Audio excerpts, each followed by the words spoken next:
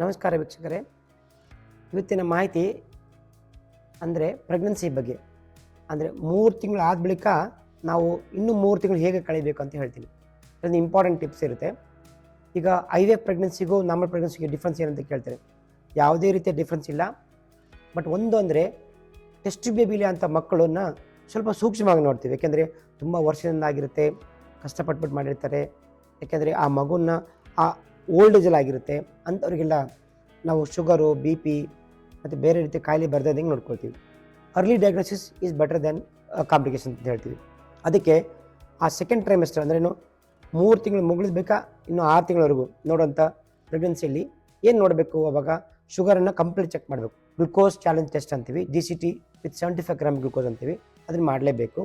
ಅಂದರೆ fasting sugar ತೊಗೊಳ್ತಾರೆ ನಿಮಗೆ, ಮತ್ತು 75 ಗ್ರಾಮ್ ಗ್ಲುಕೋಸ್ ಕೊಟ್ಬಿಟ್ಟು ನೀರನ್ನು ಒಂದು ಗ್ಲಾಸಲ್ಲಿ ಕುಡಿದು ಆಮೇಲೆ ಅದನ್ನು 1 ಅವರು 1.5 ಅವರು 2 ಅವರ್ಸಲ್ಲಿ ಮಾಡಬೇಕಾಗುತ್ತೆ.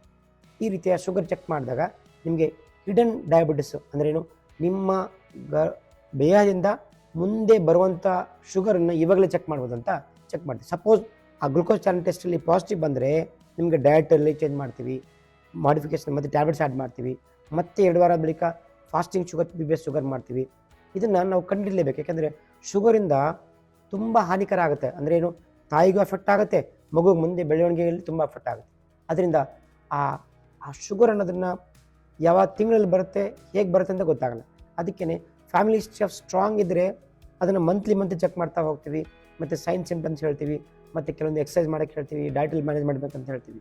ಕೆಲವರಿಗೆ ಫಸ್ಟ್ ಪ್ರೆಗ್ನೆನ್ಸಿಲಿ BP ಬಂದಾಗ ಇವಾಗಲೂ ಬರೋದು ಚಾನ್ಸ್ ಇರುತ್ತೆ. ಅವರಿಗೆ ಸಾಲ್ಟ್ ರೆಸ್ಟ್ರಿಕ್ಟೆಡ್ ಡಯಟ್ ಅಂತ ಹೇಳ್ತೀವಿ. ಅವಾಯ್ಡಿಂಗ್ ನಾನ್ ವೆಜ್ ಡಯಟು, ಈ ಕುರ್ಕುರೆ, ಪಾನಿಪುರಿ ಇಂಥದ್ದೆಲ್ಲ ಪಾಕೆಟ್ ಫುಡ್ಸನ್ನು ಅವಾಯ್ಡ್ ಮಾಡೋಕ್ಕೆ ಹೇಳ್ತೀವಿ. ಇದರಿಂದ ಏನಾಗ್ತದೆ, ರೆಸ್ಟ್ರಿಕ್ಟೆಡ್ ಸಾಲ್ಟ್ ಚೇಂಜ್ ಮಾಡಿದ್ರೆ ನಮ್ಮ BP ಬರೋದು ತುಂಬ ಪೋಸ್ಟ್ಪೋನ್ ಆಗ್ತಾ ಹೋಗುತ್ತೆ. So that well being of the ಬೇಬಿಗೋಸ್ಕರ ಇದನ್ನೆಲ್ಲ ಅವಾಯ್ಡ್ ಮಾಡ್ತೀವಿ.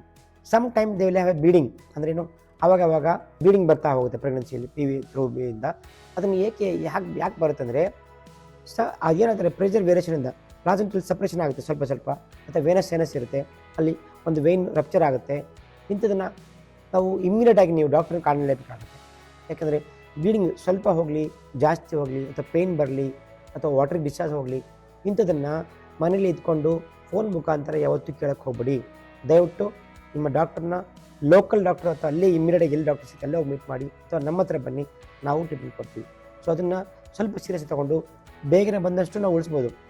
ಮತ್ತು ಆ ಸೆಕೆಂಡ್ ಟ್ರೈಮೆಸ್ಟ್ರಲ್ಲಿ ಪ್ರೀವಿಯಸ್ಲಿ ಅವ್ರದ್ದು ಮಗು 3 ತಿಂಗಳು ಅಥವಾ ಆದ ಬಳಿಕ ಡೆಲಿವರಿ ಆಗಿದ್ದರೆ ಒಂದು ಸ್ಟಿಚ್ ಹಾಕ್ತೀವಿ, ಸರ್ವಿಕಲ್ ಸ್ಟಿಚ್ ಅಂತ. ಇದು ಇಂಪಾರ್ಟೆಂಟು. ಯಾಕಂದರೆ ಆ ಗರ್ಭಚೀಲ ಮೋತಿ ಭಾಗ ತುಂಬ ವೀಕ್ ಆಗಿರುತ್ತೆ. ಅದು ಬರ್ತಾ ಮುಂದೆ 3 ತಿಂಗಳು 4 ತಿಂಗಳು ಆದಾಗ ಮೋತಿ ಓಪನ್ ಆದ ತಕ್ಷಣ ಆಚೆ ಮಗು ಬಂದುಬಿಡುತ್ತೆ. ಅದನ್ನು ಪ್ರಿವೆಂಟ್ ಮಾಡೋಕ್ಕೆ ಸರ್ವೈಕಲ್ ಸ್ಟಿಚ್ ಅಂತ ಹಾಕ್ತೀವಿ. ಅದು ಯಾವಾಗಂದರೆ NT ಸ್ಕ್ಯಾನಿಂಗ್ ಆಗಿ 1 ವಾರದಲ್ಲಿ ಹಾಕ್ಬಿಡ್ತೀವಿ. ಇದರಿಂದ ಹೆಲ್ಪ್ ಆಗುತ್ತೆ ತುಂಬ. ಆಮೇಲೆ ಅವ್ರಿಗೆ ಬೆಡ್ ರೆಸ್ಟ್ ಇರೋಕ್ಕೆ ಹೇಳ್ತೀವಿ.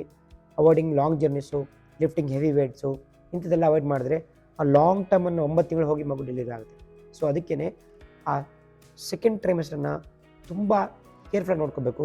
ಮತ್ತು ಫುಡ್ ಬಗ್ಗೆ ತುಂಬ ಮಾಹಿತಿ ಕಾಳಜಿ ವಹಿಸ್ಬೇಕು. ಅಂದ್ರೆ ಹೈ ರಿಚ್ ಪ್ರೋಟೀನ್ ಡಯಟ್ ಇರಬೇಕು. ಅಂದ್ರೇನು, ಎಗ್ಗು, ನೀವು ನಾನ್ ವೆಜ್ ಇದ್ದರೆ ನಾನ್ ವೆಜ್ ತಿನ್ಬೋದು, ಮೊಳಕೆ ಬಂದರೆ ಕಾಳು, ಡ್ರೈ ಫ್ರೂಟ್ಸು, ವೆಜಿಟೇಬಲ್ಸು, ಎಲ್ಲ fresh fruit juice, pomegranate juice, beetroot juice. ಇದರಿಂದ ಏನಾಗ್ತಂದರೆ ನಿಮಗೆ ಯಾವುದೇ ರೀತಿಯ ಲೋ ಹಿಮೋಗ್ಲೋಬಿನ್ ಬರೋದಿಲ್ಲ, ರಿಚ್ ಇನ್ ಕ್ಯಾಲ್ಸಿಯಂ ಇರುತ್ತೆ. ಮತ್ತು ರಕ್ತ ಯಾವಾಗ ಜಾಸ್ತಿ ಆದಾಗ ಮಗುಗೆ ಆಕ್ಸಿಜನ್ ಜಾಸ್ತಿ ಹೋಗುತ್ತೆ, ಮತ್ತು ಬೆಳವಣಿಗೆ ತುಂಬ ಚೆನ್ನಾಗಾಗುತ್ತೆ. ಅಲ್ಲಿ ಗ್ರೋತ್ ರೆಸ್ಟ್ರಿಕ್ಷನ್ಸ್ ಇರೋದಿಲ್ಲ.